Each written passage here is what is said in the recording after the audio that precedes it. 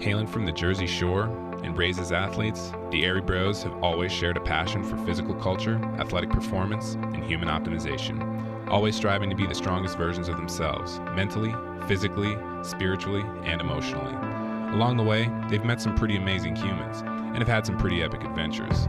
The intention of Airey Bros Radio is to showcase these amazing people and the impact that they've had on them, and to share tips, tricks, and hacks so that you can win each day, every day. You're listening to Airey Bros Radio. Be there or be square, because it's all killer, no filler. Like the COVID funk and make them feel like they are at some of these places. And you're just on this mission though, where like if something happens, you have to keep going. It's like, oh, our car broke, but we have 10,000 miles to go and we're not turning around. So like we have to, come up with a solution and make it happen. If we have to go into debt, we have to go into debt. Like I got to go driving on the salt flats in Utah. My fiance took me and we went for like 2 hours and I was just ripping it up like around, and I never got to do that before. So it's like this incredible experience. It helps a lot more when you finally accept yourself and like get comfortable in your own skin. And I feel like getting out of my comfort zone constantly helped me get comfortable in myself. And I ended up winning districts. And I didn't even smile because I was like, there's so much more I gotta do, like blah, blah, blah. Instead of just like, enjoying that time and enjoying that journey, living in it for a moment. And it's like just grabbing life by the balls basically and just like doing it. Blast that to whoever. I mean, I just want people to see it. That's really it. Just share it with everybody. Whoever sees it, share it to one person, pay it forward. It's just, it's all I could do for my brother is to keep that alive. This is Anthony Ferraro, and you're listening to Airey Bros Radio. I guess it's been almost 2 years since the last time we spoke. Yeah, I guess so. It's like a blink of an eye, feels like. Right? Time flies when you're having fun. Yeah, I guess so. But when we spoke last time, no pun intended, you were in the throes of preparing for qualifying for the Judo Paralympics. And as Jimmy said, you're doing some travels, you're playing some music, you're putting up some really cool videos. Give us a lowdown. What have you been doing the last 2 years? Yeah, man. So it's been crazy. Like last time we spoke, I was training real hard, and then the whole thing with COVID hit like a year ago, I guess now, and like training just paused. It was like everything halted. Everything in the world seemed like it halted, not just training. And there was no idea what was going to go on. It was almost like mourning this loss of like everything I knew at the moment, because it was like I was so head down in training, and that's all I knew was just preparing for this, and almost kind of forgot about everything else. And then this like made me slow down, and it just like made me kind of think about everything. And it was like, dude, I need to, doing something else too, because the world can just switch like that and we need to adapt in these times. So I just like, for a while I was trying to figure out what to do and just put my focus more towards music. And then, moved out of Brooklyn and moved down to Spring Lake and ended up getting engaged actually to my girlfriend at the time, who's now my fiance. And we moved here and I started playing way more music, like just playing guitar at all these bars and restaurants and stuff, like outside, and making a lot of good money and just making a living finally professionally doing that. And it was like a lot of fun. And I was sitting at home. It was like the time of the election finally, and like I'm sitting at home and there's all this negativity online and everyone's just fighting and arguing and just all this like drama. And it was like getting to me sitting there, like just really starting to bother me. Like I almost took it personally, and I don't even care, like not care, but like I don't like to get into all the politics where it's like arguing and people just getting so emotional. And I was like, what can I do in this time, to make a mark at this time in the world, and just to help, whoever I can, even if it's one person. And I talked to my fiance, and she works in tech, so she can work from wherever. And finally we like came up this decision to just save up all this money, for a couple months, and then go on this 10,000 mile cross country like road trip where we went for 7 weeks. We did 22 stops and 34 live streams. We set up all across the country in like beautiful places with like nice backdrops, trying to live stream it to the world and just make people as happy as possible using music, and trying to get people out of like the COVID funk and make them feel like they were at some of these places. And, it was just such a awesome thing. Like so much happened. We even did like a little, we did a podcast, going across country each time we got in the car, talking about what each stop was like, and what we were excited about the next stop and things like that. Just like 10 to like 40-minute conversations of us talking. And that was really cool, like documenting that. And also we, uh, so many things happened. Like we had to buy a car, like second stop, we had to buy a car because our car broke down, like all this unforeseen stuff. And like so many things where you're just on this mission though, where like if something happens, you have to keep going. It's like, oh, our car broke, but we have 10,000 miles to go and we're not turning around. So like we have to, come up with a solution and make it happen. If we have to go into debt, we have to go into debt, like whatever it may be. And we just had this vision that we believed in so much, and we just went all around. And like one of the live streams, some person ended up getting engaged like that night right after I played, when they were listening to the music. Like this guy randomly gave us $200 at a gas station, like to the attendant, and like didn't let us see him once. He just gave her the money and said, please give this to them, and literally just took off. Like all these weird things. And it was incredible. Like I got to go driving on the salt flats in Utah.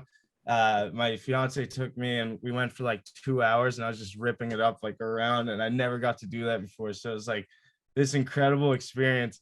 And what else? Also, like once we got back, we, started like, making a like thing to do. We were like, all right, let's start like making more of a presence on social media, like recapping the tour and just trying to post more and be more present, because I'd only post like sporadically.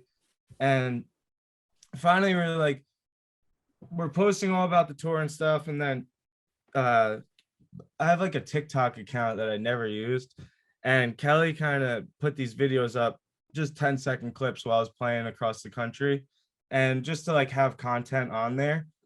And finally we get home and we decided like, all right, let's make a TikTok. Like I don't really know much about this app, whatever. And I did a thing like introducing who I was and all the things I do, like skateboard, surf, wrestle, blah, blah, blah. And went to sleep. I had like 30 followers on there, and like went to sleep with like 100 views on the video. And I woke up and had like 30 something thousand views and like 1,000 followers. And then, it just started taking off from there, like nonstop. We just started putting out like motivational and educational content, and like going extremely viral. Like we just had a video hit like 1 million views yesterday or the day before. And like we're currently, it's only been like a month of, working hard at this, and we're at like 30,000 followers, and like just getting such good response. Like it's been incredible, like overwhelming, people reaching out and saying like how helpful everything is, and how, just how the positivity and like the energy every day that they watch the videos, like it helps them so much. And it's been so cool to like, because we've been working so hard building this library of content. I have all this YouTube and Instagram and like everything, and the film that I have that my brother created. And it's just all finally like getting to reach this new wave of people where it's like way more than I could ever imagine, where it's almost overwhelming at times. But it's been really awesome, like the feedback, the responses, and it's really exciting, and now it's like, all right, what do I do to stay with this and keep like helping as many people as possible and stay humble and, all that. So it's really just been such a ride. And then now I literally got an email 2 weeks ago or a week ago saying there's the next qualifying tournament is on the schedule for judo in Azerbaijan in May. So I'm like back in full-time training mode starting like this week. So it's like the world took a crazy turn, and then it's almost like we're right back where we left off, where I've talked to you guys last. I think it's pretty incredible, Anthony, because I think your whole life you've had to adapt and overcome, training for the Olympics coming up in 2020, and then COVID happened and you had to adapt and overcome.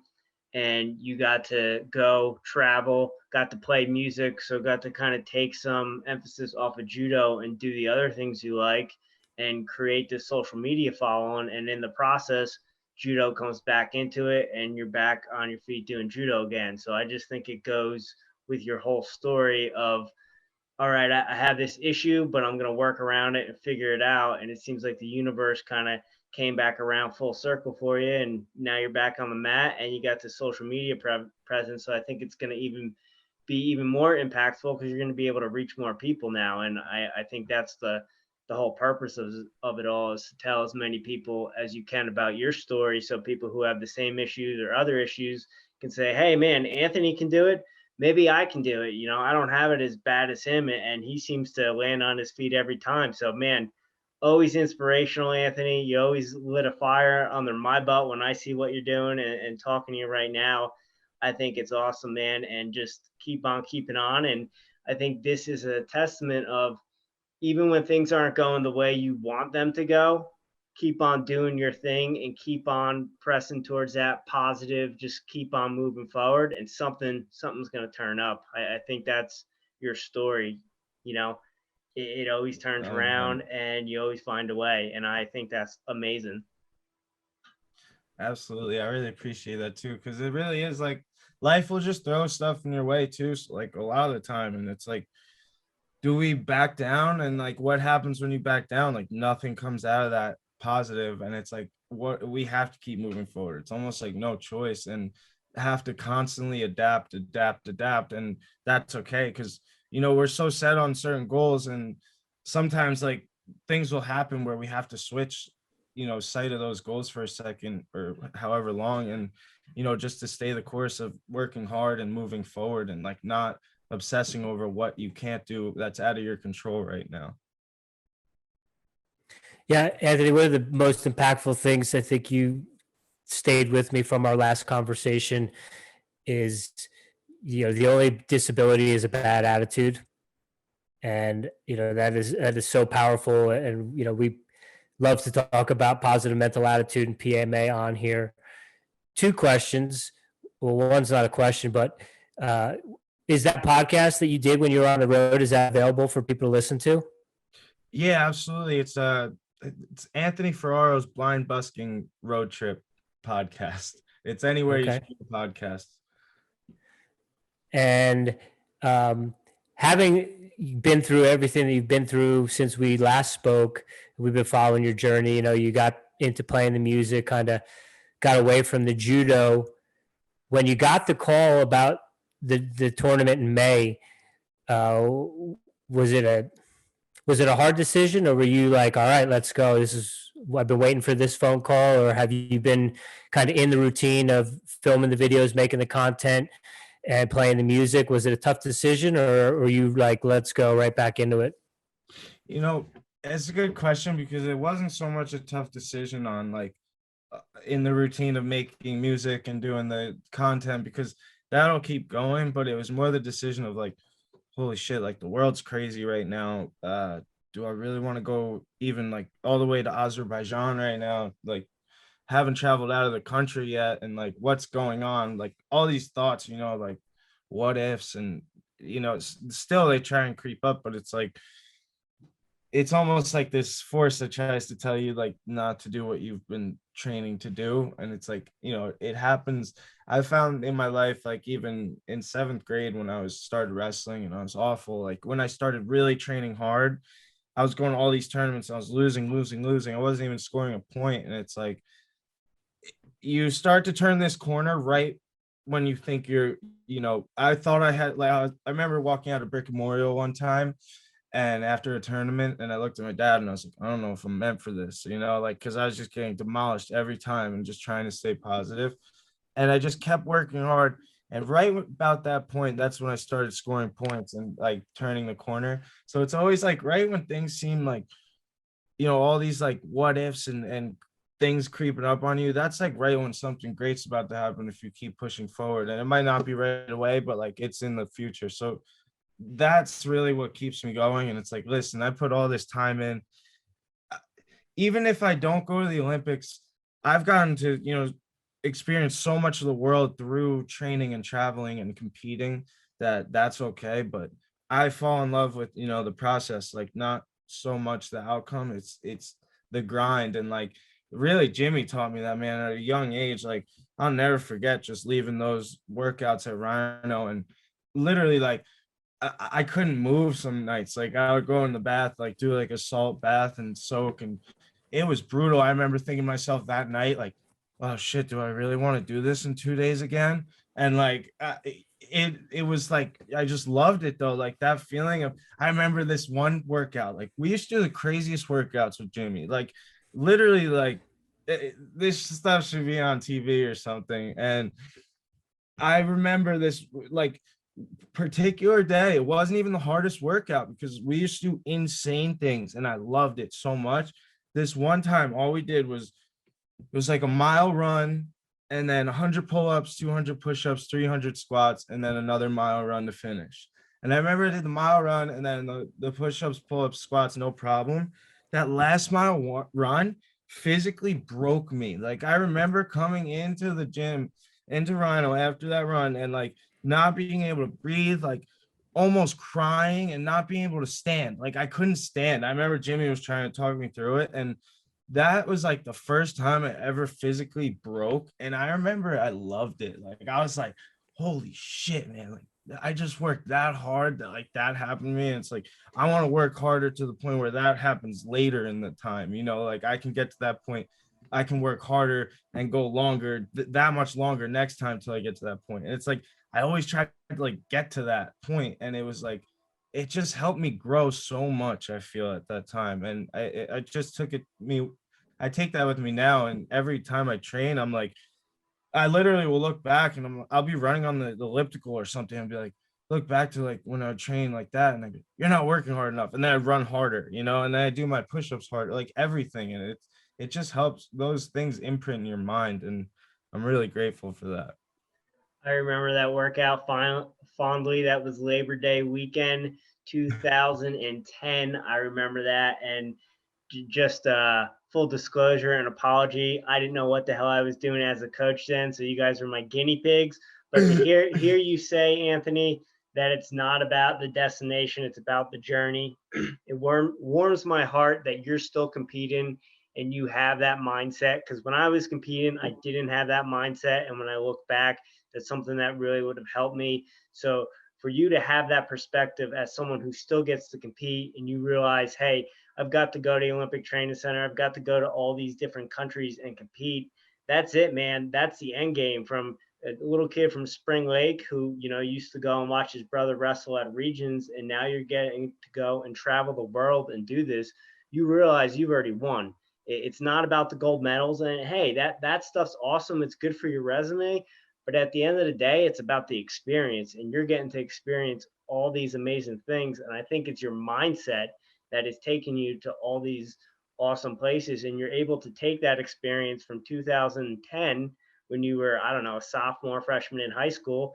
And when you're going through tough times now, you look back on that as this kid who broke in that workout, and you're able to take that and translate it into now. That's the win, man. That's the gold medal right there. No matter what anyone tells you, you've already won. So, man, that's awesome. I love hearing that stuff, Anthony.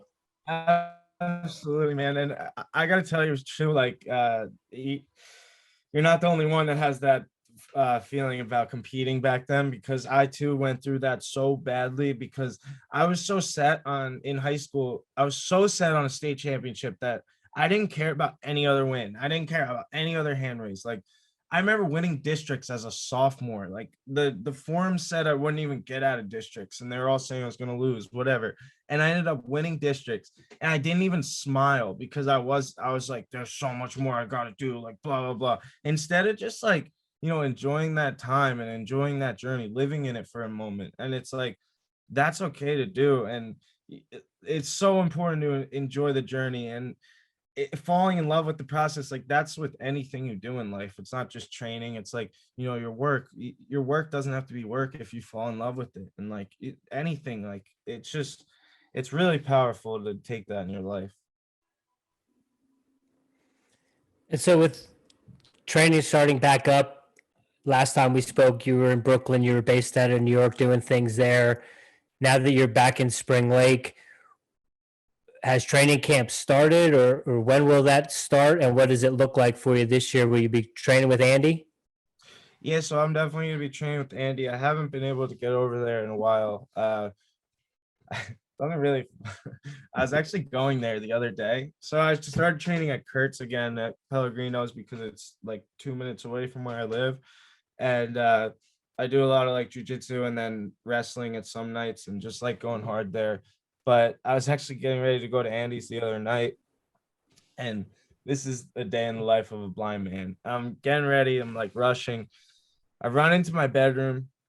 I open the door and I run in and I grab like a shirt and throw it on. I go to run out my bedroom door or my bedroom, and the door is halfway open how I left it. And I smacked my face so hard against the door and like rattled my brain and literally cut like my face open and started bleeding and like literally got a concussion, like walking out the door to not at practice to go to practice. You know what I mean? It was just like the most bizarre thing. So but yeah, like after like I'm taking like 2 more days or so and then start training up again with Andy and then Kurt as well. So and then I also train in my back at my apartment. I have like a little back spot, you know, a little gravel area, and I have like weights back there and stuff where it's like a prison setup. So I like doing that stuff. And then also like gonna be going to the beach. They have like pull-up bars down at the beach and bring a kettlebell there and do some sprints. Well, if it makes you feel any better, I have perfectly clear vision and I walk into shit all the time. So That does. Even the other night, Jimmy was asking me a question. I was brushing my teeth and I went to bend down and rinse my mouth out, and I caught my head right on the medicine cabinet door and It's drew, all right. drew a little blood. It happens. At least you didn't mistake icy hot for toothpaste one time. No, I've never done that, thankfully. So speaking of that stuff, Anthony, and I know we're making light of it, but you know, you said a day in the life of a blind man, and you just said you brush your teeth with icy hot before. What other things do you kind of battle on a daily basis that we might take for granted? Like, are you drinking ketchup, or you like you go in the refrigerator, grab the wrong thing? Is this a daily occurrence? And like, how do you like, do you have to ask someone before you eat something? Like, am I eating the right thing? Like, have you ever poisoned yourself before? Not too crazy shit like that, but actually, like, there's some stuff, you know, actually texture. Like, if I'm about to eat something new, my fiance is really good about it. Like, I need the texture to basically describe to me like what's about to go in my mouth, because I get like really bugged out by certain textures. Like, I don't really like eating seafood.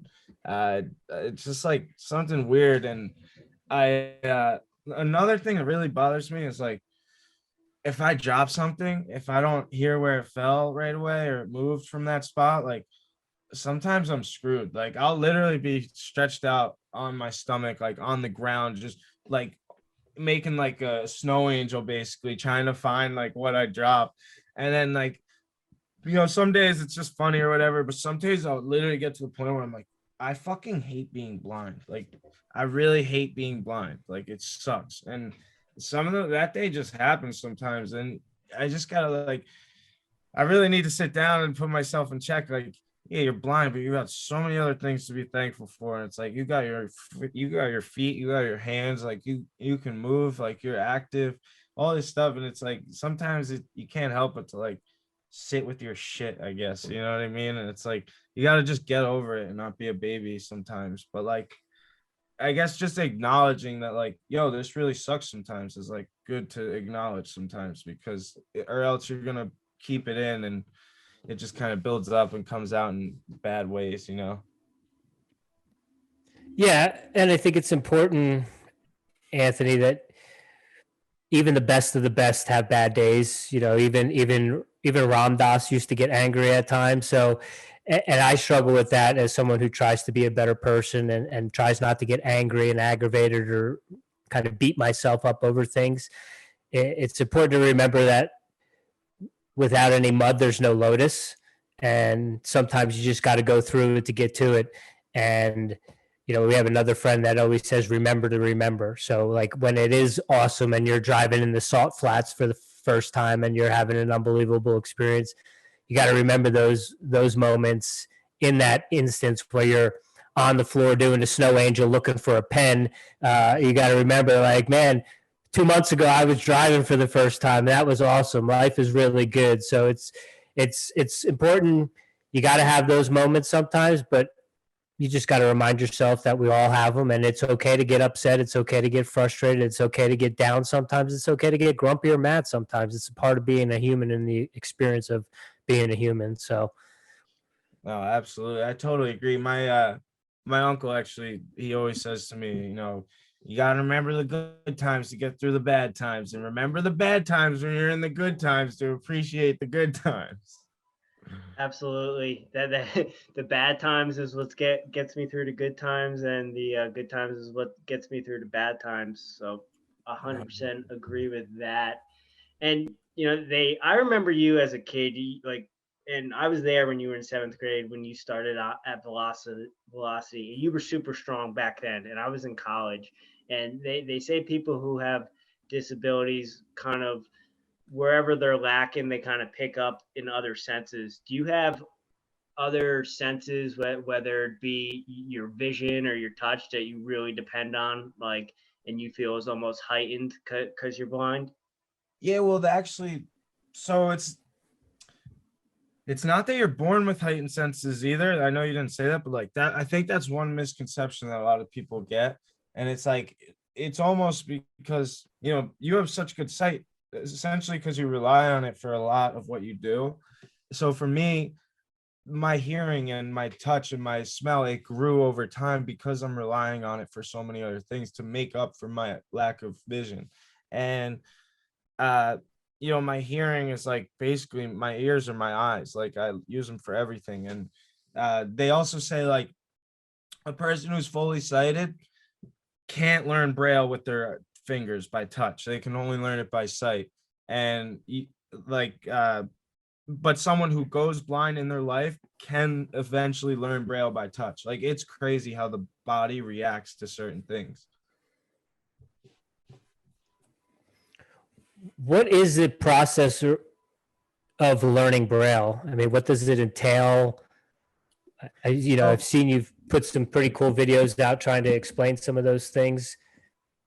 All right, so yeah, Braille is, first of all, it's like a universal system that the blind can learn to read and write. Is tactile, so it's all by touch, and it's a 6-dot system. So there's 6 dots all together. Dots 1, 2, 3, 4, 5, 6, and they make the full cell. And like so in Braille, you take the full cell, and so you have these 6 dots, and in Braille, there's combinations of these 6 dots. Like for example, the letter E is dots 1, 5, and like F is 1, 2, 4. So there's no like rhyme or reason really.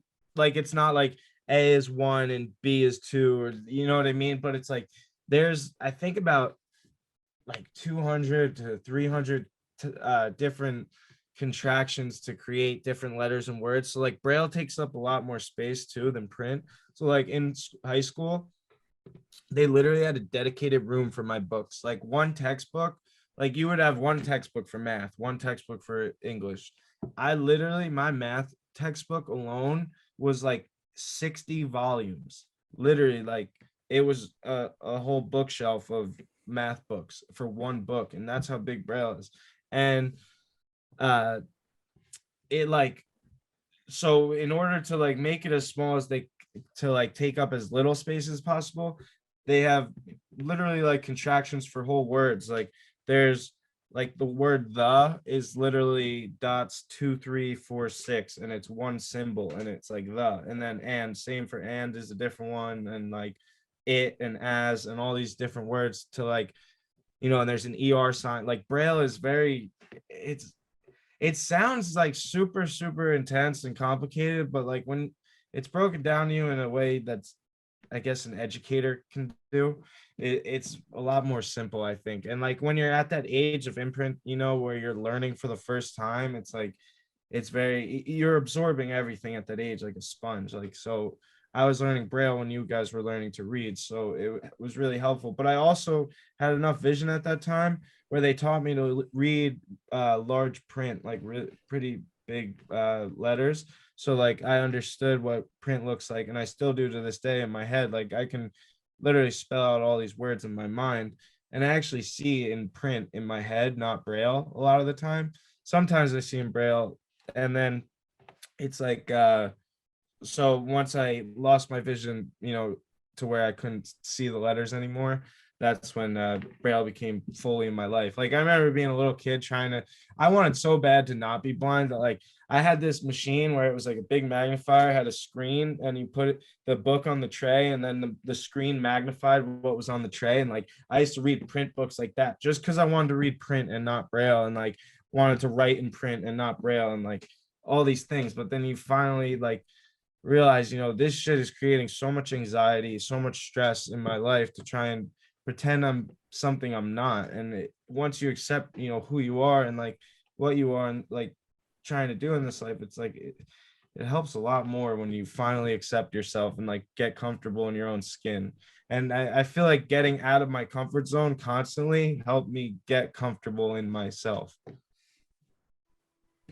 You know what I think's amazing, Anthony, is, you're saying as a kid, you didn't want to be blind. You wanted to read like the other kids. And, maybe growing up, I know there was a gentleman from Red Bank who is a blind wrestler, but there's not many blind athletes that you can look up to, or, maybe there's a blind wrestler, but maybe he doesn't play music and surf and skate like you do. But now you're that guy for kids coming up that can look to Anthony Ferraro, like, here's this wrestler who became a judo guy, who surfs, skates, and he plays music, and he travels around the country. So now there's kids coming up that can look to you, where when you were growing up, maybe you didn't have anyone to look up to, and you were like, well, this is impossible because I don't see anyone doing it. But now you're doing it, and these kids are like, oh, well, it's cool to be blind because Anthony's blind and he's rocking it.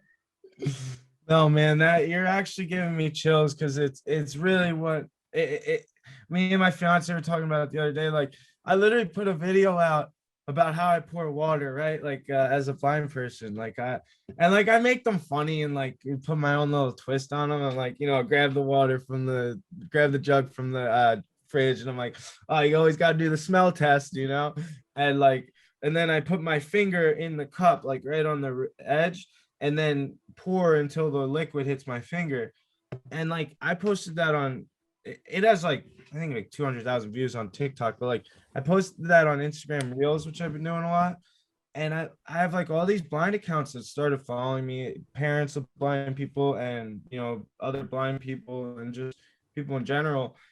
And there was literally a dad who reposted a story of his kid going into the fridge after watching my video. He has a visually impaired son, going in his fridge, and he wrestles too. He's like this young kid, and he like loves my stuff. And he went in the fridge, got milk, and poured it, and like the same way he just heard me do it. And it was so freaking cool, man. Like it gave me chills. And then I have like parents reaching out, like, is there like special ways you do this and this? And they're like, thank you so much for like showing how you do things in your daily life. This is like very helpful to like us to learn for our kids, And it's like I always said, like, in life, if you're in a like bad situation, you're not the first one to be there, and like there's always other people ahead of you that have done this, and like the tools are there. And I truly believe that, like, even for me, like there was this guy Eric Wine. So there's never a blind guy who I got to look up to that does like surf, skates, wrestles, music, blah, everything like that, like all in one. It was more like one person for each I would try to find. And there was this guy Eric Weinmeyer, who's this blind guy who climbed Mount Everest. Like he literally climbed Mount Everest, first blind guy to do it. All 7 continents, he climbed the largest summits. And he reached out to me, and I got to do a 16,000 foot hike with him after my senior year of high school, or not with him, but through a program that he invited me to do, where I later met him. And I went up 16,000 feet in Peru and did like a 4-day hike where it was a super strenuous hike, you know, along like these crazy like drop offs, and you're in the wilderness, like so untouched. And it was just this incredible experience where I was like, he was like, want to come hike in Peru? And I was like, holy shit, like I've never even hiked before. Like, don't you start with the bunny trails? Like, you know, like I was like, where do we start, man? Like, oh, let's do this, you know? And like the next summer I got to go whitewater rafting like 90 miles in the Grand Canyon with the group. And like, it was just these awesome experiences for me that got me to be like, dude, like I could do whatever I want in life. Like I just climbed a mountain, you know what I mean? And like, and those things gave me so much confidence, like going into college, like that made me so confident, like, you know, these experiences. And like, I want to be that for the youth. Like I want to be someone that like kids can look up to, not just blind kids, not just disabled, even not any kid, like anybody, any parent, you know, any youth, to just for like, I just want to help as many people as possible. I want to be like that resource to help people see, like, if I want to do something, there's a way, like we'll find a way, like even if it's not the, you know, conventional way, there's other ways to make this happen, and we will make this happen. So like to be that, and like that's what ASF Vision is about, like my brand that I'm just creating for the past couple of years, and like just to help. And like it's a team, like, you know, all work together and just get it done. Yeah, and I think, Anthony, it's even more important, you know, while it is super important, the inspiration that you're bringing to other athletes, skateboarders, surfers who may have a visual impairment, I think you're even more inspiration to able-bodied people that tend to bitch and complain about their first world problems, you know, and their whole day gets ruined because someone looked at them wrong in line at the coffee shop. It's even a bigger inspiration for able-bodied people. So it's amazing. Small world, power of the podcast. Eric, the gentleman who you did the hike with, we actually had his guide that guided him. Wait, Jeff? Yeah, Jeff Yes. Evans. Jeff's the man, dude. I gotta hear that one. Oh, that's awesome. Did you? Yeah, was he in Peru with you? No, but I met him at a summit in Telluride. He's the man. Yeah, because we had mentioned you to him about getting you on their podcast that they have, because he brought his experience up with Eric and Everest, and then we're like, well, we got a dude you need to talk to. So that's epic. I've actually been, I've been back and forth with them about the podcast. Thank you for that. I actually appreciate that. Seriously. Yeah, Eric's like I talk to him, you know, quite frequently, and he's just like a great guy he's a good resource. Like another blind person who's doing it in life, like just out there and like just grabbing life by the balls basically, and just like doing it. And he's a great role model because like he has a family, you know, he's married, and it's like someone basically with like a life that I would like to make for myself, you know. I was just gonna say, adding to what Richie said about motivation for able bodies, you also taught me empathy. You taught me how to kind of really take myself out of my situation and put myself in someone else's. Because I remember I always used to give you shit about outside singles, about, you know, and not really being able to comprehend, well, yeah, you can't see the person once they get rid of that left or right side, you can't see them. And I remember always going in on you about that. And then watching Shot in the Dark and seeing how you lost those matches, and realizing how kind of brutal I was to you at times, and thinking of you as, oh, it's Anthony, he's just blind, he'll be fine, but realizing that you actually have to deal with these things on a daily basis. So yeah, it took me some time to come around, but I want to thank you for that, for making me realize that not everyone's the same, and not everyone has the same situation. Just because something might come easy to me doesn't mean it's going to come easy to you, and vice versa. So not only are you motivating people, you're teaching people how to have more empathy and how to have more compassion. So again, so proud of you, dude. So proud of seeing what you're doing, seeing you travel, and obviously we'll get into the road trip and stuff like that. But I know Rich had something.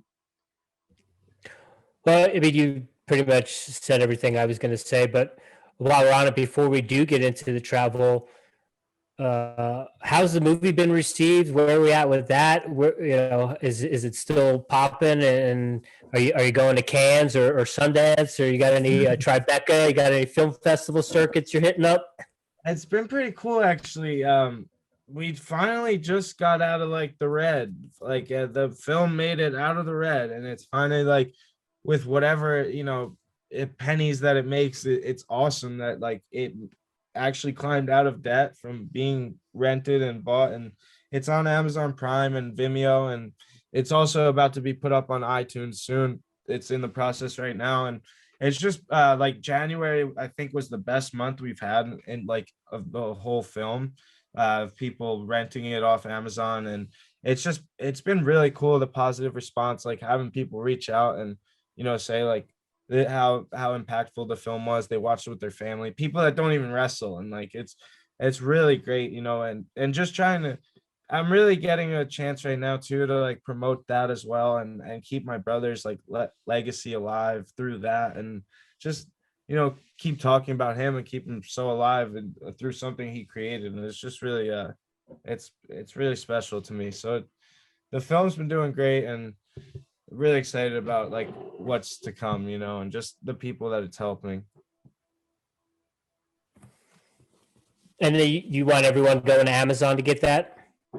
On Amazon Prime, wherever. I mean, it's free on YouTube for the next, like, I don't think this will be out yet, but for the next couple of days, so you can blast that to whoever. I mean, I just want people to see it. That's really it. Just share it with everybody. Whoever sees it, share it to one person, pay it forward. It's just, it's all I could do for my brother is to keep that alive. Yeah, respect. So you travel cross country. Was that your first road trip of that kind of magnitude? Yeah, absolutely. I mean, I've been from here to like Jersey to Cali a couple times and back, but like always pretty much straight shots. Like my friends are crazy to do, like when I used to live in California, they drive there in like 2 days and 3 days, and like it was just insane. Like we drive to Denver and straight shot and then to Cali, and it was just like I always wanted to get out and explore. Like I'm the type of person where, man, if I could see, like I'd literally get in a car and just like years ago, I would have jumped in a car and just rode around the freaking country. Like I don't care. Like I would have stopped in every little like town that no one knew about, and like I just love that. Like I always dreamt about like what I'd do if I could see, but then like just making those things happen for me the ways I can. But like this trip was insane. Like I got to go to a lot of, which was crazy because all these places I dreamt about going to pre-COVID, and got to experience them like during COVID in a totally different way.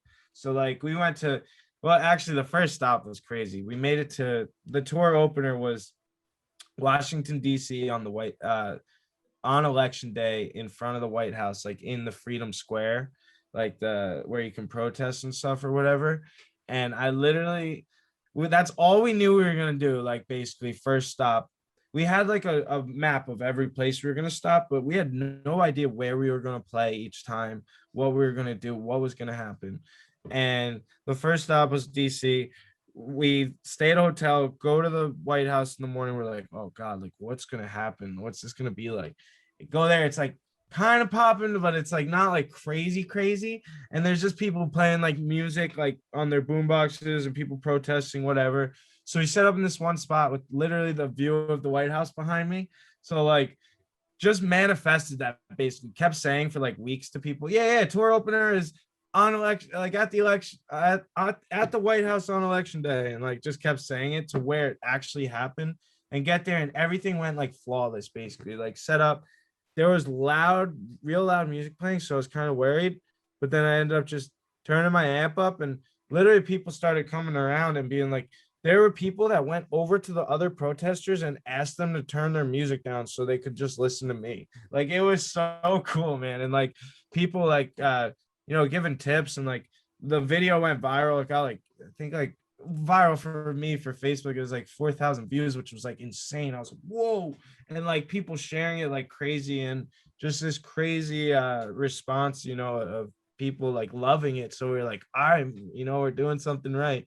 And just kept going. Like we went from there to Asheville, North Carolina, where we got there in our car, all the lights went on, like check engine, the brake lights, like everything blinking like crazy, and then brought it to the place, and like they were like, your car literally, if you try and go on this trip, if you don't spend like I think it was like close to like 3 grand, like they were like, if you don't spend this, like you won't make it on your trip.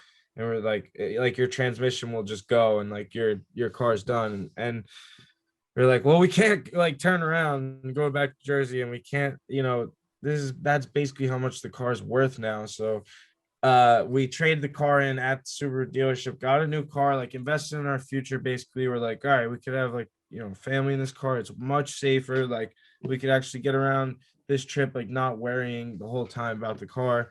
And so we did that, and then we went off to like from Asheville to Nashville, and then Nashville to Memphis. We camped one night in the Smoky Mountain National Forest and like national park, and then there was what Nashville, Memphis to Jackson, Mississippi, then to New Orleans, then to like to Texas, Austin, Texas, to Marfa, which was like this crazy desert where we camped, Il Cosmico in Texas, and it was like basically in the middle of nowhere, and we stayed in this really cool teepee, and like I got to do a live stream in front of the teepee in the morning, like in the desert, and we're driving down desert road in Texas.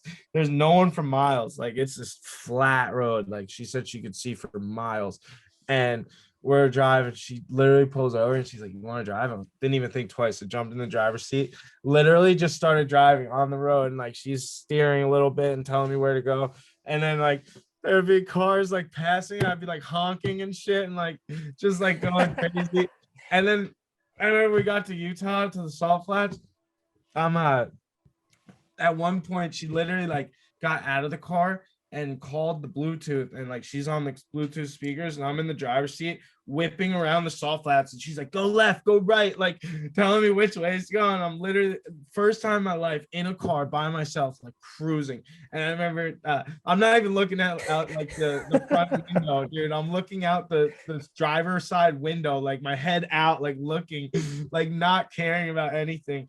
And I remember just screaming like freedom. And at one point I was like, I have to do this. I'd like stuck my whole arm out the window and there's no one around. I gave the middle finger. I'm like, get the fuck out of the road. And then I'm like, because I'm like, yo, I'm from Jersey. Like I never got to do that. That's awesome. It was just like, it was so fun, man. Like we were in Telluride, and it was like this snowstorm. And I remember I wanted to go snowboarding, but we had no gear, and like obviously didn't have the money to like rent all that stuff, and it's whatever. And like I'm like, all right, we're going sledding, and like went to the freaking hardware store, bought like an old school sled, and literally just sent it down this giant, like the biggest sledding hill I've ever seen in my life, that was like strictly for like sledding there. And like it's just this magical like mountain town, so like you're just cruising down this hill with like snow whipping in your face. I don't know what's in front of me. I'm like, I could hit a tree at any second, just like literally fully like feeling like when you're on the road like that, you're like fully in a different mindset where you're almost a kid, and like you're so alert and in the moment, and just like it's like a whole different I just remember coming back from that trip with her and being like, wow, we could do like anything we put our minds to, because we literally just visualized this road trip, visualized this tour, and had no experience in doing this, and just made it happen and planned it out and made it happen, and like made every stop we said we were going to. The only one we deferred from was Albuquerque. We ended up going to Taos, New Mexico instead, which was really awesome because it's like this, super cool mountain town, and like very like you feel like the energy there. It's really cool. Like all these old, there's all these old like lavender fields around and stuff. So it was really, I got to experience for the first, I used to ride horses when I was a kid, but like we were in Taos, New Mexico, and we were about to leave, and there's this like ranch next door to the Airbnb, and we walk up to the fence, and these like 6 horses just walk up to us and put their heads over the fence, and like are so sweet, and like literally just want us to pet them, and they're going like, and like I was just like, dude, I literally like tripped out for a second. I was like, yo, imagine being a horse, man. Like you just run for my like I literally thought about like being a horse. Like it was the stupidest thing. And I was like, dude, horses are the coolest, most like interesting animals, dude. Like I was like, what are you thinking about? Like it was just, I was like, you just like get more in touch with nature too, almost because you're like, dude, the world is like the country is wild. There's so many different terrains and different energies and different like climates and just feel like vibes everywhere. And it was just really cool to be like present and feel all of that. You have a favorite place? Ah, I gotta say the salt flats. That was literally like that was a dream come true. Yeah, it sounds like you got yourself a keeper on your hands. Oh yeah, she's incredible. Keeps me in check. Good. Was there any time during that trip where you were thinking second guessing your decision to get engaged? Because I know me and Richie have been on some road trips where I've second guessed being his brother. So I'm curious if that happened to you guys. It not like actually surprisingly, like there were definitely times where like I just need to get the F out of this car. And like you almost like are in such a sour mood.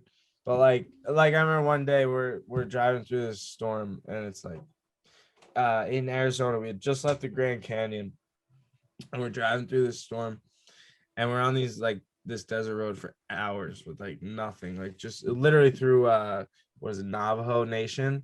And it this crazy storm, the sky's like black the whole time, and then all of a sudden like we're literally about to like kill each other probably.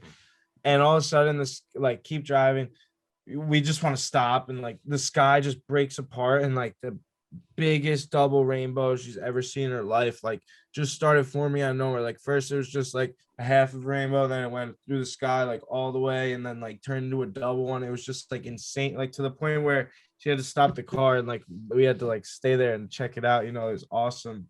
Also another sick part was Big Sur at like the Pacific Coastal Highway in California. We took it from Arcata all the way down to San Diego, and like I'd never been to Big Sur before, and that was such a cool experience. And like there was this one stop where we got off, and I was like, because sometimes you're driving and you're blind, and like you're in the car for a while, and like she's describing everything to me, which is amazing. But as certain and also like we like to stop a lot, so like you can experience it more, not just from the car.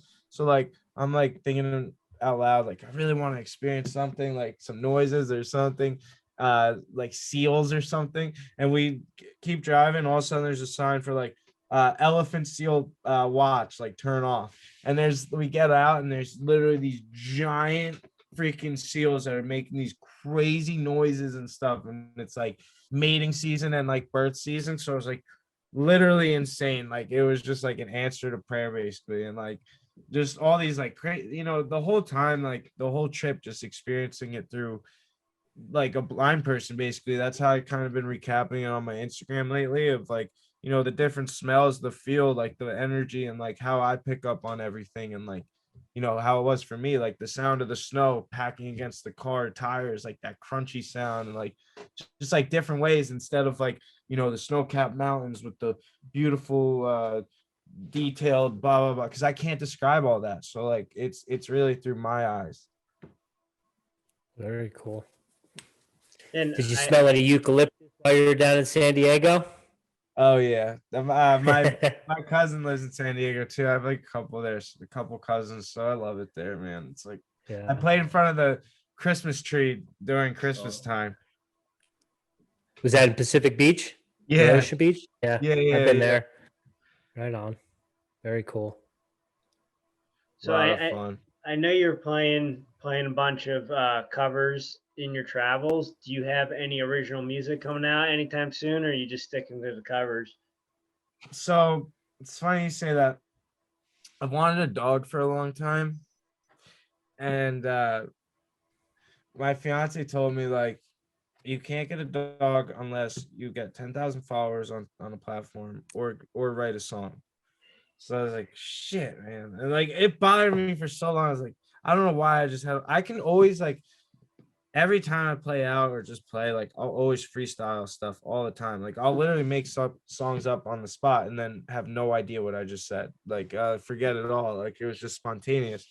And people were always like, oh, you got to write that down. I'm like, write what down? Like, I literally don't even remember.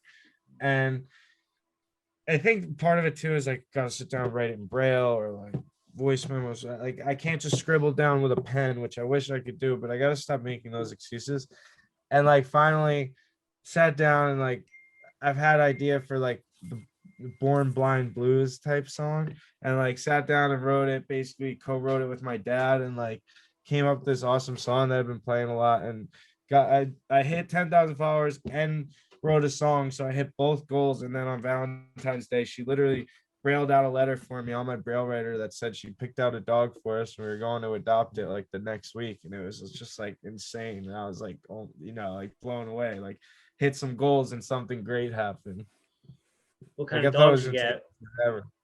I got a rescue from Mississippi. It's like a border collie mix. Or she's we named her Delta, like Miss Delta Blues. How old is she? She's 15 weeks right now. Oh, it's a little baby. Yeah, she's a little baby. How has she behaved?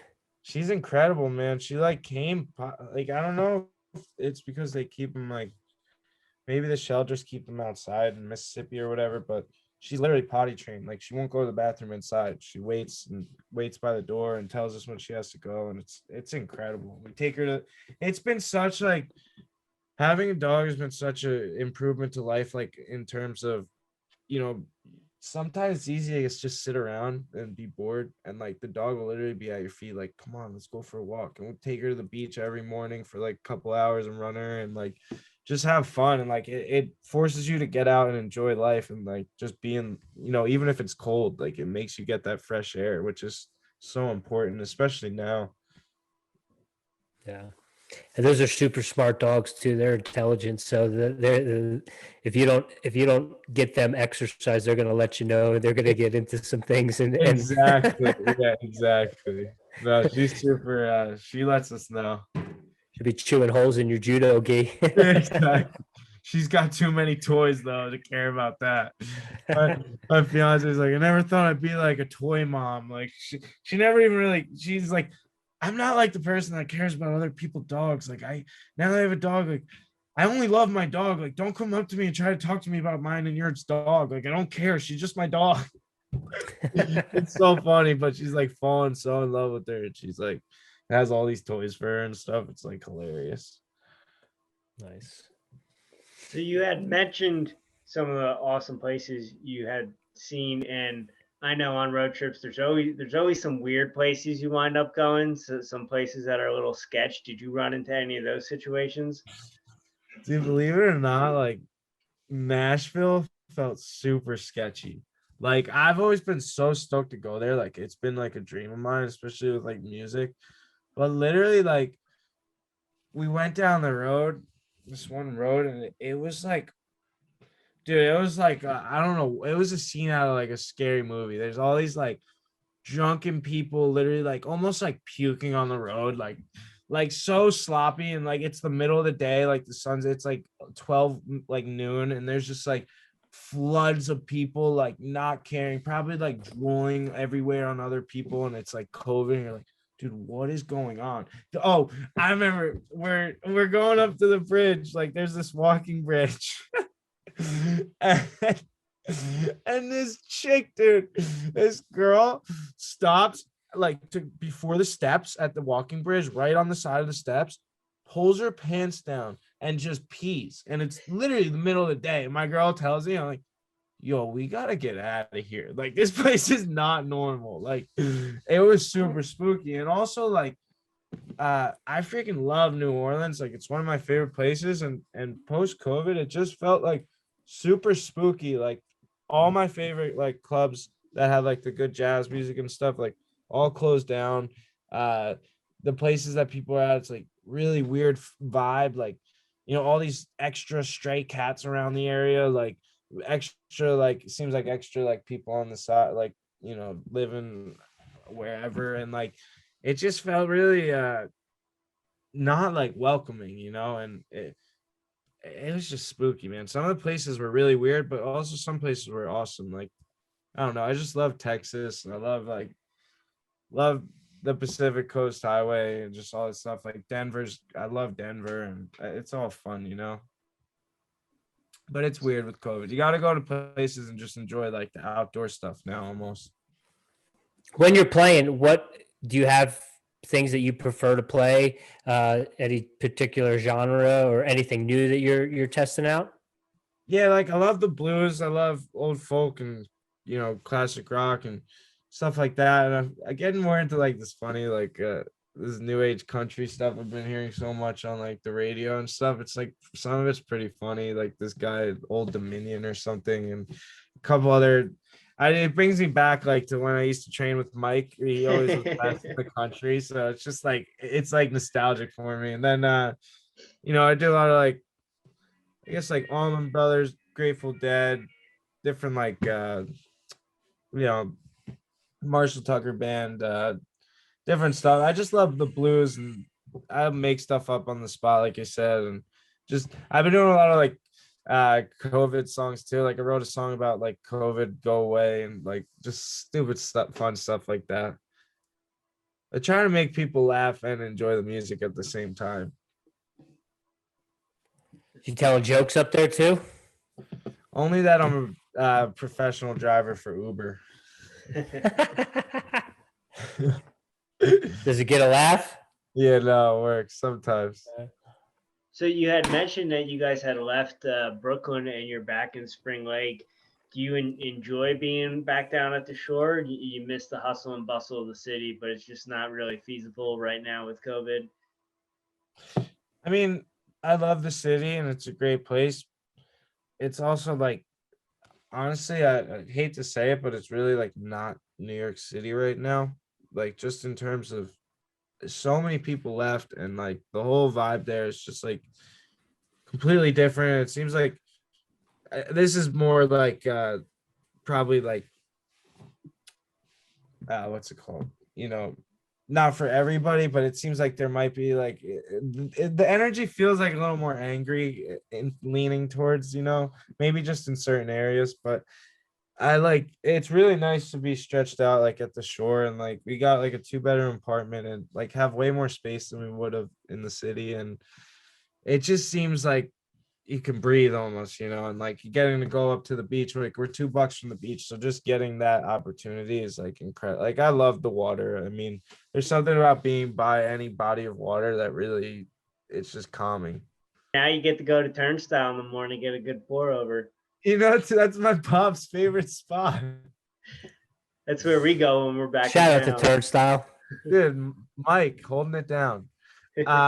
No, to your question, Rich. My fiance is actually she's born in Connecticut, raised in Northern California till she was like 9 or 10, and then moved to Nyack, New York, and like grew up the rest there basically. And then when after college, she moved to Denver and then to San Fran. She lived in New York and then Denver and then San Fran and then back to New York City.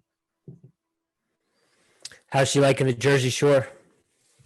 It was a adjustment for the first like minute maybe, but she loves it. I think it's like really good. She was such like a city girl. Like she always lived in cities her whole life.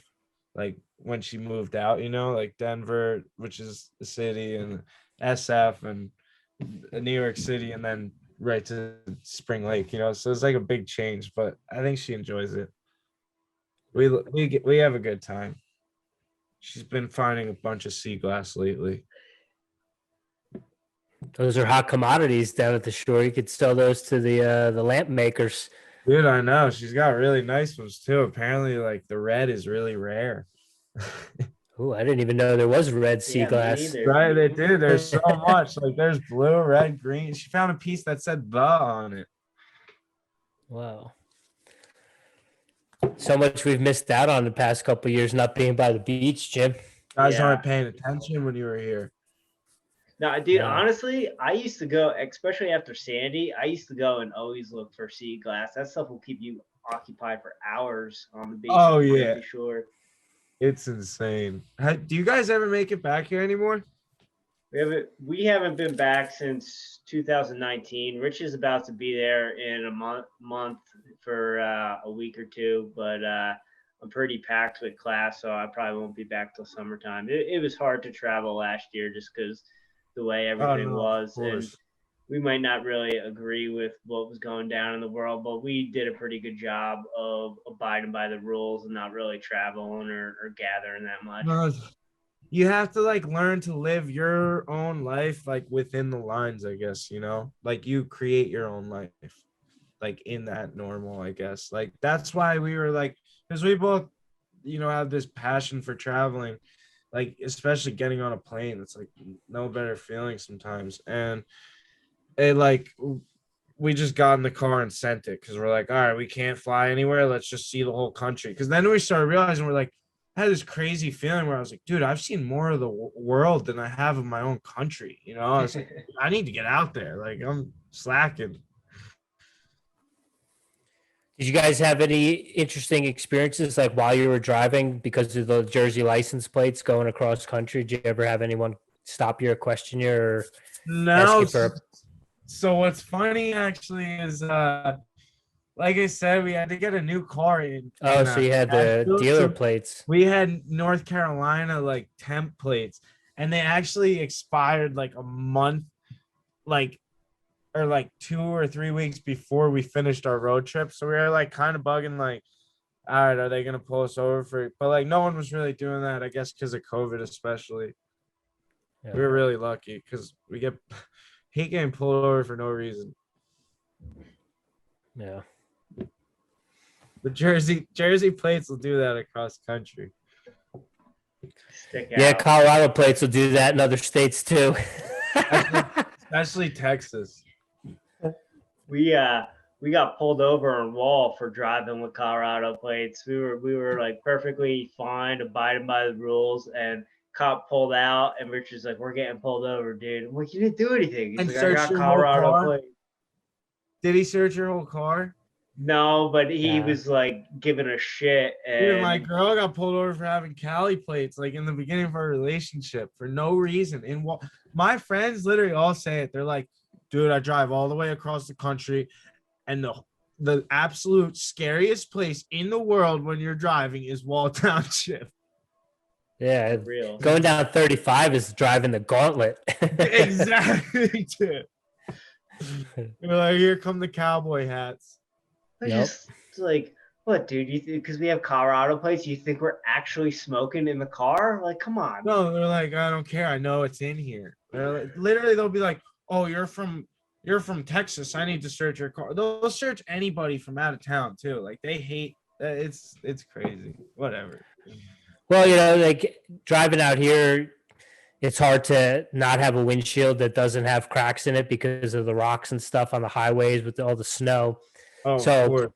My windshield has got spider webs all over it, and he pulled us over. He's like, "What's up with your windshield?" I'm like, "What do you mean?" He's like, "Well, it's cracked." I'm like, "Yeah, I live in Colorado." He's like, "Well, what is that supposed to mean?" I'm like, "Well, it's wintertime 6 to 7 months out of the year, depending on where you live. There's shit on the road that flies all over the place." So And he much was kind of debris. like, "All right, have a good day." Oh man, yeah, it's crazy, man. It's whatever. Yeah. Seems like you guys are adjusted well though to the Colorado life. Yeah, I mean, definitely the last year has been a little bit more challenging and makes you question certain things. You know, knowing that, especially now, knowing that different states are open and a little bit more free, Yeah. makes you question things or look into different things. But yeah, for the most part, it's like you said, you gotta live your own life and you gotta make your own way and you gotta do what you love to do. And so that's what we're trying to do. That's why the podcast has really been kicking off for us, and we've had a lot of amazing, spectacular guests in the last year, which I didn't when we first started doing it. I never thought maybe some of the people we've talked to we would have ever talked to. So it's been good in that regard. Dude, you guys have been crushing it. It's awesome to see. I love the whole, like, even just the branding around it is incredible. Thank you. Also, I love your username, by the way. Thank you. It's the best, man. I appreciate that. I was just going to say, Anthony, if you wanted to, tell us a little bit more about the foundation and what that's going on, where we can direct the people, and if there's anything that we need to put out there on the socials to help you out, we'd love to do that. And then I also wanted to ask you a question about the shirt you're wearing. Yeah, man, absolutely. I please, everyone can find me at the easiest way is just to go to asfvision.com, and it literally has like all my everything I'm doing, like all my platforms, the film, all social medias, everything like that. You can just find right there. So, and the podcast, YouTube, like everything. So everything's there. And it's funny you bring up this shirt because I actually just received this in the mail today. So like I said, I've been doing that TikTok thing, and this account reached out to me and said, they really, so at the end of, is that me? No, so at the end of every video, I did this, it just happened. Like, so that video I told you that went viral, I was like, introduce myself, and I was like, follow along for more, like one love, like Bob Marley, like one love, like let's all get together and be all right type thing. And like, I don't know, it's just some like gimmick that like me and my friends have always said to each other. And these kids started like latching onto it. They're all like, yo, one love, like that's so cool. Like, what does that mean? Like, where did you get that? I'm like, oh, it's Bob Marley. Like, these kids are so young, it's awesome. Like, and like everyone's getting so hyped on it to the point where, so I started saying it like at the end of all my videos, like I'd just be like, the last scene real quick is like me doing one love, whatever. And literally kids are like, yo, I watch your videos literally just to hear you say one love at the end. Like, it's became like such a thing. And this account reached out to me like, I really like appreciate you. Just so like I also go live all the time on TikTok, where like I'll go live and it's live streaming, and I'll play music and just answer questions to anyone, like what they want to know about anything about my life, being blind, how I do things, whatever it may be, or just like, some people like to share what's going on in their life, anything, kind of create this like positive space. And this person was like, we're so grateful, that you let us in on your life and like let us be a part of it. My girlfriend and I are such big fans. Like, she runs an embroider company on Etsy, and I think it's called what's that company called? Sorry. No, you're good. Called Rather Unusual on Etsy. And okay. They literally sent me in there like, do you have a PO box? I'm like, what? Like, people want to send me stuff? Like, what the hell is going on? And so I set up like that, and they sent me, I got it in the mail today. It's like a sweatshirt like type thing, no hood or whatever, that says one love in Braille with a heart on it, and it's literally raised and embroidered. And they literally learned how to, like, they looked at a guy like a thing and followed like the grid and learned how to do Braille on the shirt, and did it on a hat as well that says the same thing. And it was like the coolest thing ever, man. Like, I literally ripped my shirt off and put it on right away. I was like, this is one of the coolest things anyone's ever done for me. So like, it was really like, I was like, wow, this is, so it meant so much to me. I don't know. It's a sweatshirt, but it's like so much more than that, You said it's called Rather Unusual? Yeah. So please, Okay. if you can link them. Yeah, And absolutely. I'm going to be blasting this all over my socials immediately as it comes out, and like promote you guys as well. So I really appreciate you like having me back on too, and just answering my message, Jim. And like, I love following you guys around and what you're doing. Anytime, Anthony, you're a homie, you're a brother, the Airey Bros. Anytime you want to come on, or anytime you just need to talk, we're here always. Love seeing what you're doing. And I know you said one love's your gimmick, but as the great Chris Candido, Spring Lake's finest, no gimmicks necessary, dog. One love. Yeah, dog. It's who you are. So I think that's awesome. I love the shirt. Thank you, man. No, I do live by it. Like, one love, it really means so much. It's just like Bob Marley says, it's like one love, one heart. Like, and I think the world needs it so much more now, like more than ever right now, where like we're so divided and everyone's so like mad at each other, and like friends are breaking up over like freaking views, and like it's like, yo, we all need to be together, and like it'll be all right. Like if we can all work together and be like one heart, like just have the same vision to be better, like then it'll be okay, you know? Yeah, and one thing I said to Rich when all this started, probably last May or last April, is we all need to be listening to more Bob Marley right now. And I've made a conscious effort to listen to more Bob Marley. And especially recently, there's been days where I'm not feeling it. I'll just put some Bob Marley on, and whatever I'm bugging about seems to just fade away. It's so true, man. And it really is. I can't agree with that more. And you mentioned Chris Candido. That's Johnny Ray's my boy. Like he's his brother. All Chris right. Candido is Chris Ray. Chris Candido is like it was either his stage name or whatever, but they're from Spring Lake, like you said. And John, I think they just released a documentary about Chris. Yeah, it's I believe it's called No Gimmicks Necessary, but he's one of my favorites of all time, and the fact that he's from Spring Lake just makes it even more special. And yeah, that's Johnny's the awesome that you man. know him.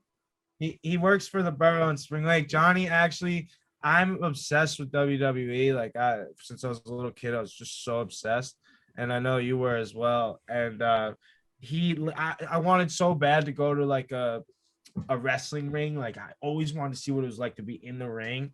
And my cousin is like good friends with Johnny, and I was a little kid. Johnny brought me in his car with my cousin the whole way up to or down to Atlantic City. He's telling me stories about, yeah, man, this blood stain right here was from Balls Mahoney when he was going crazy. I had to tell him to shut up, and he was just like his head was bleeding, man. Like Balls Mahoney would be going in the 7-Eleven with his wrestling shoes on and like all this stuff, and like literally brought me to a wrestling ring in Atlantic City where I got to like go in there and literally do like a flip off the turnbuckle, dude. Like I was bounced off the ropes. Like it was amazing. That's awesome. Oh, I just love that shit. You still watching? Not so much. No, I don't even have a TV actually anymore. Yeah. Good. Either do we. That's good. I support that. Yeah. I haven't had a TV since 07. Yeah. You just use a laptop real quick if you want to watch something. Pretty much. You I don't think podcasts are so good too, man, because like you can just still be doing something while you're listening. Yeah, for sure. Rapid fire, Jim. Let's do it.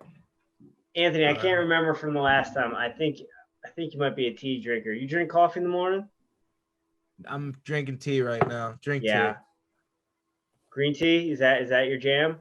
Yeah, that's what I'm drinking right now. It's some raspberry honey from Maine or blueberry honey from Maine. Nice. Do you have a particular brand of tea that you go to on the regular, or is it just whatever? Honestly, my favorite tea in the world is my girl makes it's you boil water, then you use apple cider vinegar, like teaspoon or two, and then you use lemon and then honey, and sometimes you can boil ginger too, like in the water, and it's incredible, man. And like it's like you almost get addicted to it, and it just cleans you out, gives you energy, and like you just feel good. Have you ever tried fire cider? Yeah, what is that? I have had that. It's apple cider vinegar, but it has habanero and ginger and onion and garlic in it. Yes, I love that stuff. Like I get these shots over here from Nature's Corner. It's called a best shot, and it's like all this like what is it, like flax oil, garlic, like fish oil, like everything in it in one, like cayenne pepper and black pepper and turmeric and all this stuff, and you just take a shot, and it's like literally like smoke coming out of your ears. Yeah, we like that. I've been cutting back on the coffee a little bit lately, but I've been doing the fire cider, same thing with a little bit of honey and some lemon juice in the morning, just to kind of set me going, because I run dogs in the morning, so if I drink coffee, I'm looking for bathrooms half the time while I'm running the dogs in. Terrible. And like, it's really hard to go into a tea. You just have to pee. Like, yeah. No, I feel it. I'm also big on the smoothies in the morning, like green smoothies with you just throw a little like almond butter or like just one fruit to like sweeten it up. But I love like the, kale, spinach, like celery, all banana, all that stuff. Nice. Well, that'll lead into the next question. Do you have a daily ritual, daily practice, things that you do in the morning on a regular basis to level up and show up as the strongest version of Anthony as you can?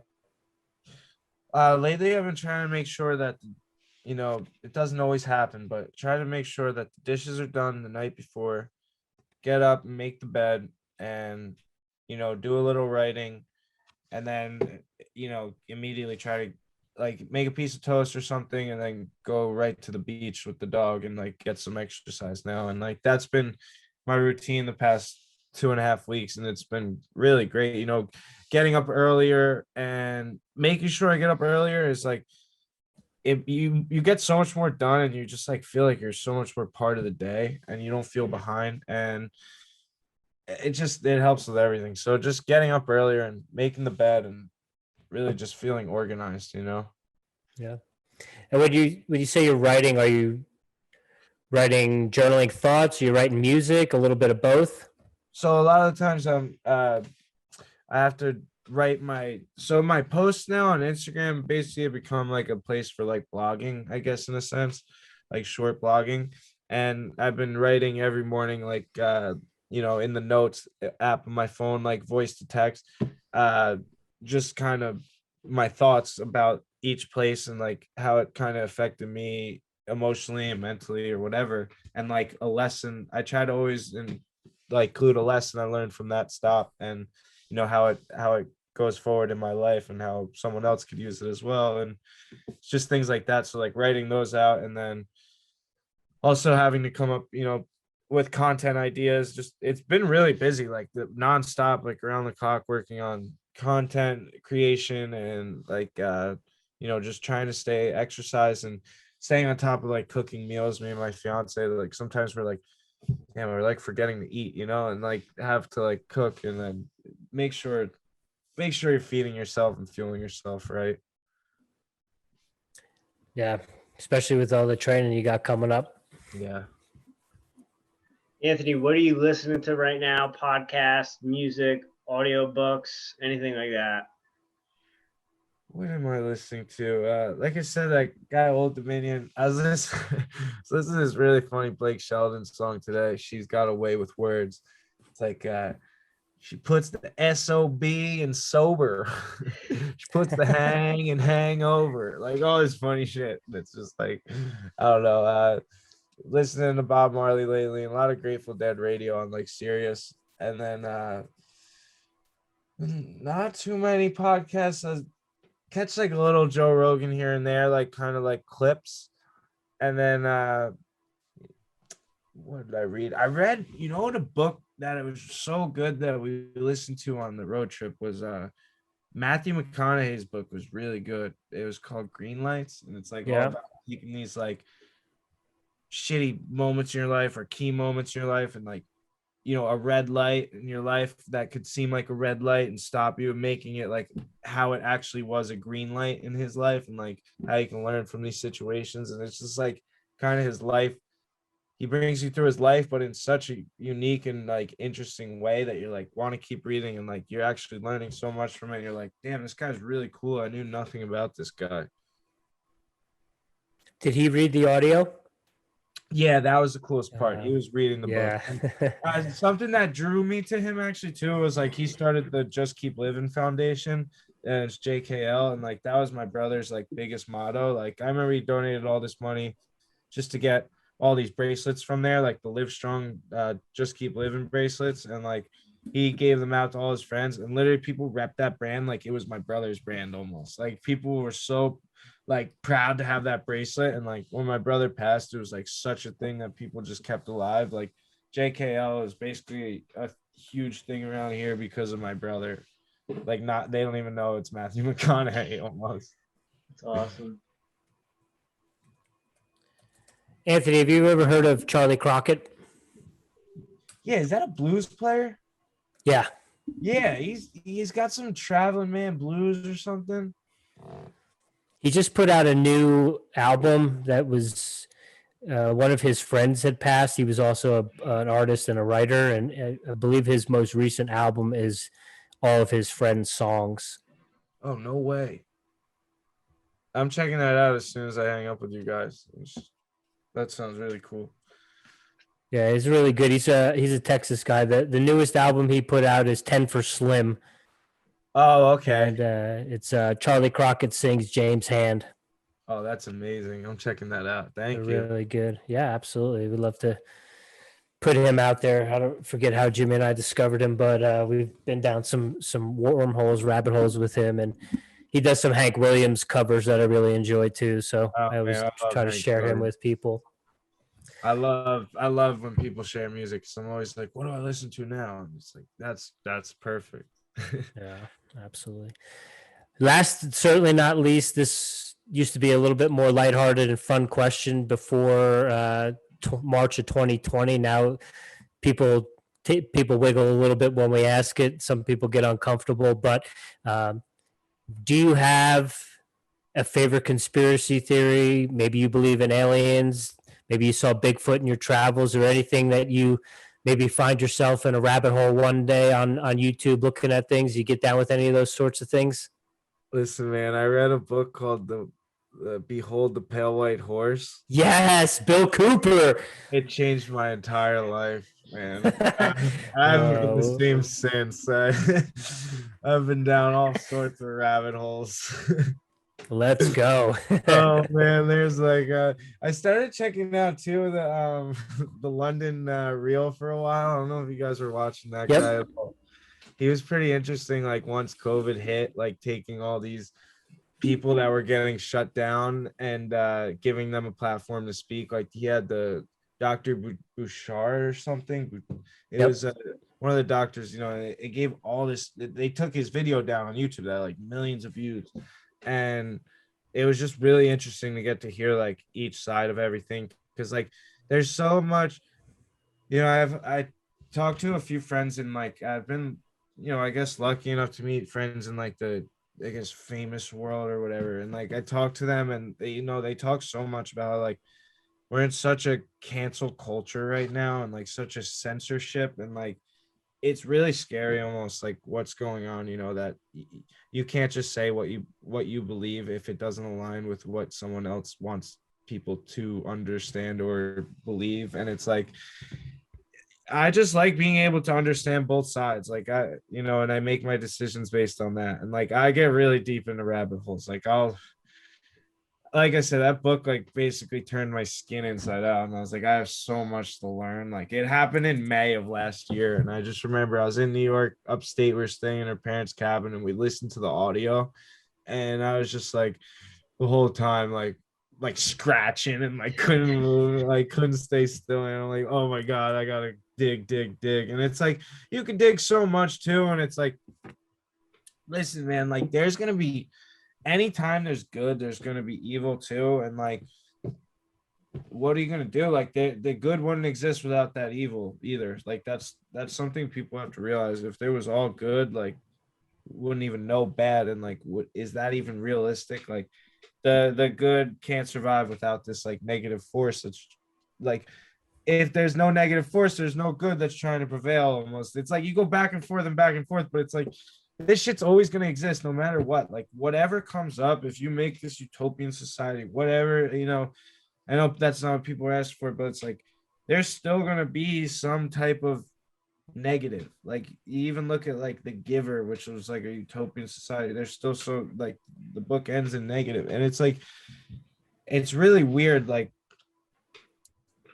there's so much that like you get, there's this like old Russian method. I think it's a Soviet method that it's like you feed so much stuff that to the point where people don't even know what's true anymore. And that's ideological submersion. Yeah, exactly. That's how it all starts. And I literally feel like we're at that point because, like, you know, people talk about like Russia trying to like fake news, all this fake news, but it's like, what is real news anymore, dude? Like anyone, you have an opinion about something, you're like, yeah, I read this here, and they're like, oh, that's fake news. And it's like, dude, what's real? Like one is one thing, like it's all opinionated now at this point. It's like, people don't want, if people start believing one thing, it's like you get shut down so hard by the other side.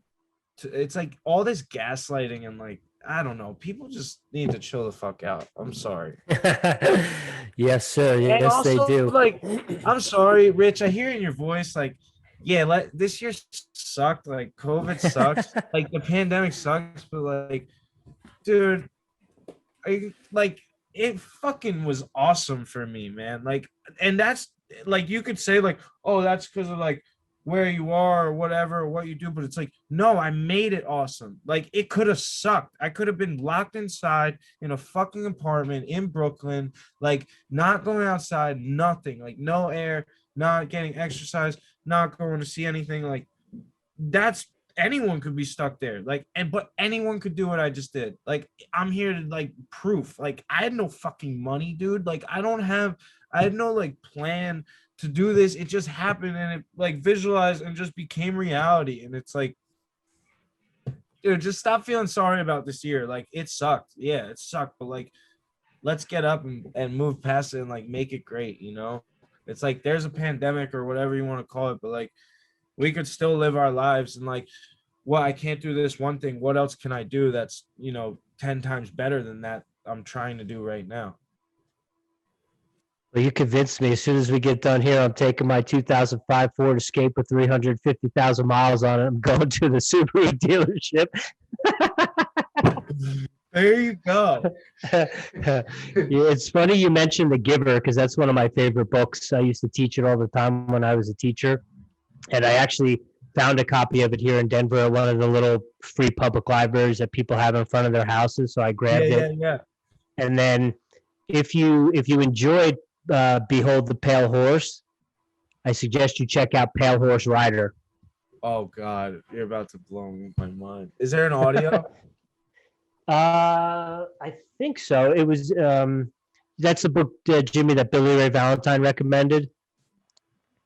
It's basically a guy broke down Bill Cooper's book and who Bill Cooper was. So it goes in depth into Bill Cooper and some of his, some aspect of him maybe being like a controlled opposition type of person. Oh yeah. That's really, I'm gonna check that out. And Yeah, I think we it also is an like, audiobook. we went through like, what is it, Roslyn, and like in New Mexico, like all the little spots. Roswell, yeah. And like, trust me, I like totally believe there's other stuff out there we don't know. There's a lot of stuff, looking in that we can't see. Well, and to your point too, Anthony, everyone wants to know the truth and whatever, but people really don't want to know the truth. They don't want to know the alternative. They don't want to listen to you, because that's all me and Richie subscribe to, is the alternative. And when we present it to people, we're just all of a sudden the crazy ones. And it's like, no, like we were raised in a different way to question everything at a very young age. And so for us to think that someone's lying to us isn't far-fetched. To a lot of people, it's, oh, the government cares about us and they wouldn't lie to us. But we've been having all these alternative thinkers on, and if you look through history, right, Vietnam War, Charles Manson, all this stuff was controlled and operated by the CIA. And you can present this to people and they'll say to you, yeah, I believe that. And then you present, well, what about this? What about what's going on right now? Oh, that's different. How is that any different from history? The problem is too, Jim, like, literally the CIA created the word conspiracy theory. Isn't that true? Like, yeah. They literally created that term. Like, there's been so much that they've created, like, whoever they are. The news, and it's like social media. It's exactly, like, it's became such a misguided thing. Like, the gaslighting is real, because like you believe something and people will shut you down so hard because they're uncomfortable to even think that thought, and to even think that some organization that's supposed to be looking for the greater good for you might not be, and like they might be holding certain things from you.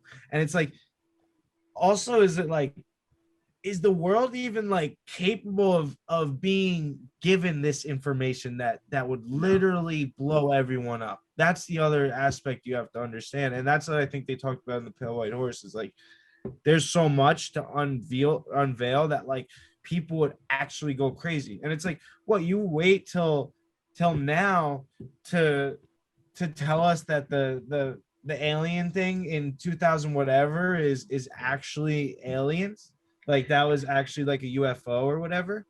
And it's like we get distracted so much by like, it's like, all right, everyone's home now, right? Everyone's locked down. The country has everyone locked down. It's like, what do we want to feed everybody? What do we want them to be focused on? What, like, so let's bring out this conspiracy that it was real. So people are so focused on that and can't even think about anything else that's going on, you know, like different things like that.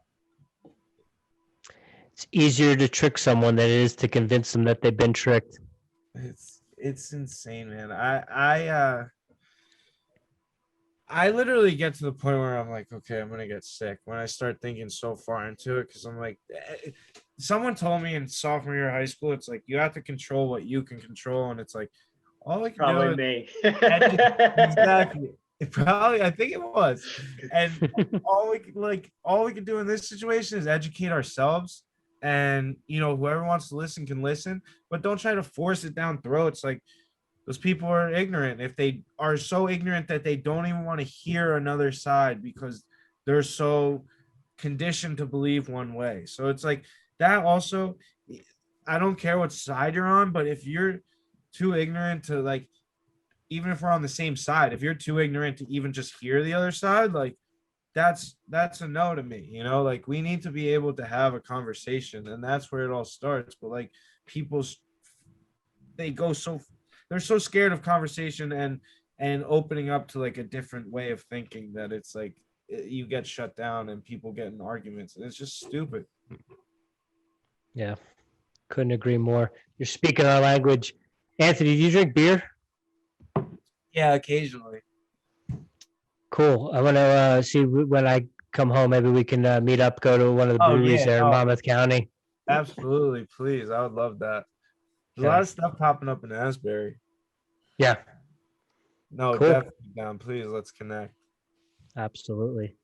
It was an honor and a pleasure as always to speak with you and hear about your journeys and your adventure. Like I said, when we first got on here, you are a motivation and inspiration to a lot of people, and pleasure to talk with you. And yeah, let's definitely connect when I'm home. I'd love to go hang out, maybe have a brew. And if you're playing live anywhere between April 13th and 25th, I'd love to come see you play too. Absolutely, man. That'd be awesome. You can you're always welcome to come by for dinner. We got a spot right on 3rd Ave in Spring Lake, so it's Sweet. nice. We're chilling, and I hope to connect, and I really appreciate you guys having me once again.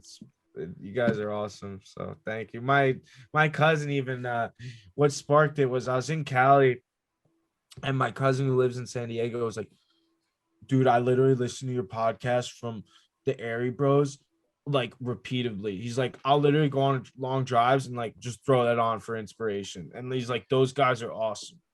That's awesome. So I was like, yo, I gotta reach back out to them because they really do an awesome podcast. Thank you so much for today, Anthony. Like I said, if you ever just want to chat, catch up, I'm always around. Super, super proud of you. Keep on doing what you're doing, dog, because you're inspiring all of us. And I love seeing what you're doing and just knowing where you came from and what you got going on. Stokes my fire. So keep on keeping on, broski. I love you, and nothing but the best. Love you guys too, man. Thank you so much for having me once again. Have a good evening, Anthony. We'll be in touch when I'm back in Jersey. Sounds great. Can't wait to hear from you, Rich. Talk soon. Take care. Later.